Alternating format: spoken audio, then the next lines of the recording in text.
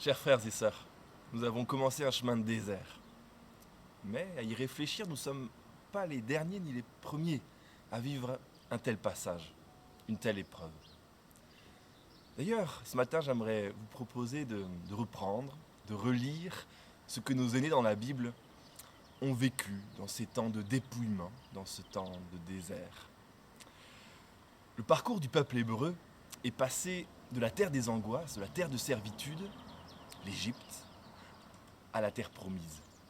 Terre d'abondance, terre de communion avec le Seigneur.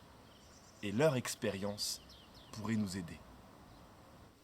Affronter le désert, c'est affronter l'inconnu, le méconnu. Comment demain sera fait? Comment s'organiser? Comment vivre à présent? C'est tout l'enjeu pour beaucoup de nos familles et de personnes confinées. Se construire un nouveau rythme de vie dans ce cadre un peu particulier, dans cet espace réduit. Placer des règles au quotidien, trouver un temps de travail, un temps en famille, des temps de repos, mais aussi trouver un temps pour regarder vers le ciel, un temps pour invoquer son Dieu.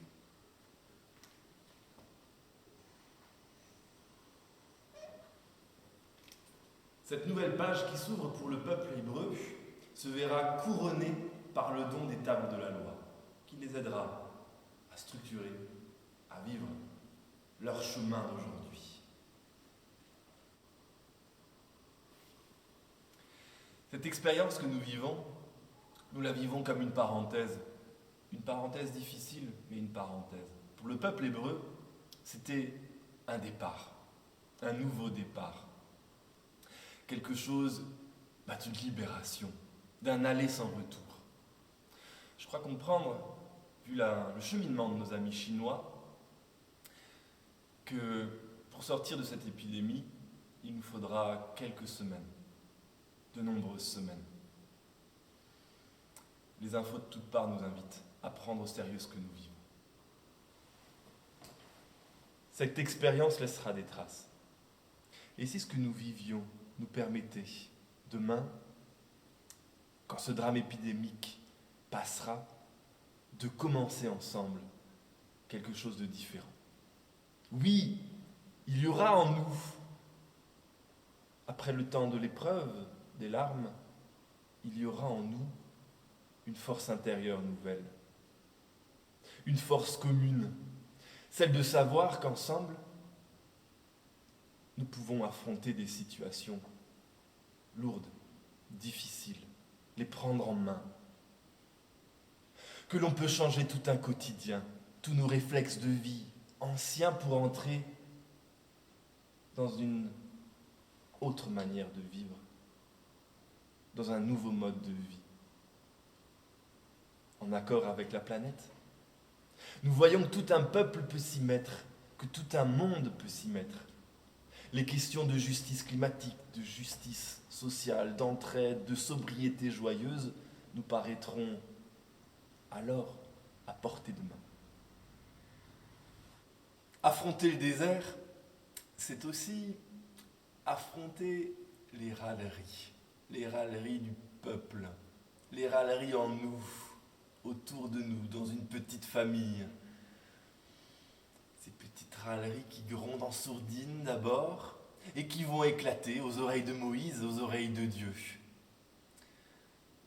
Chers amis, chers frères et sœurs, même dans ma petite famille, au bout de 3 jours, j'ai vu que ça pouvait apparaître. L'on peut tester le petit programme du jour.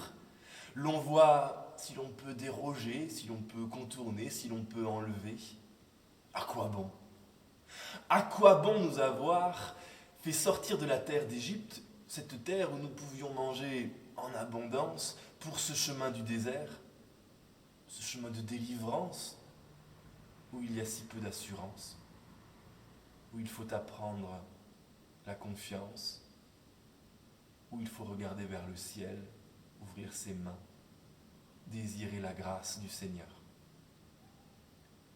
Pour nous, l'enjeu n'est pas une question de repas aujourd'hui, Mais je crois que l'enjeu se trouve plus dans cette nourriture du cœur, dans cette force intérieure, celle qui nous permettra de tenir bon, de s'ancrer dans des valeurs, de s'ancrer dans ce cadre protecteur qui nous protège et qui protège la vie des autres, de celles et ceux qui nous entourent, de s'y tenir pour le bien de tous, de s'y tenir pour que la vie gagne. La colère du peuple qui gronde, c'est aussi le résultat de la peur. Ne pas craindre, pour nous chrétiens, chasser les peurs qui nous habitent. C'est au cœur de notre cheminement avec le Christ. Les fruits de notre cheminement avec le Christ sont cette paix du cœur, cette joie imprenable en toute situation. Affronter le désert, vivre ses grondements, voir apparaître ses craintes, affronter ses craintes et apprendre à marcher avec pour rocher le Christ, la confiance en Dieu, et se tenir debout, et tenir bon, tenir ferme, ensemble, dans la foi. Que le Seigneur vous bénisse et vous protège. Amen.